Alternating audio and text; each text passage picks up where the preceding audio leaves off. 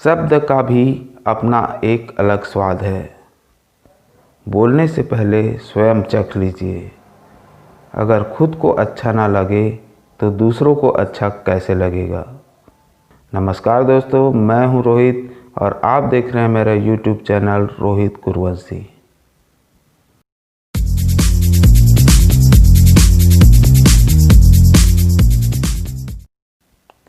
एक लड़की ने फेसबुक पर लिखा, यदि माँ बाप को रखने का अधिकार बेटियों को मिल जाए तो पूरे देश में कहीं भी वृद्धाश्रम की आवश्यकता नहीं रहेगी।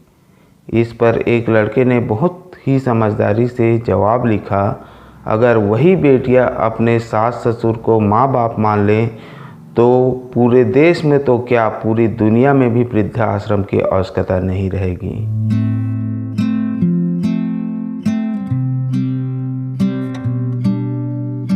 दोस्तों, आपको मेरा यह वीडियो कैसा लगा? लाइक, शेयर और कमेंट्स ज़रूर करें और मेरे चैनल को सब्सक्राइब कर बेल घंटी को ज़रूर दबाएं। धन्यवाद।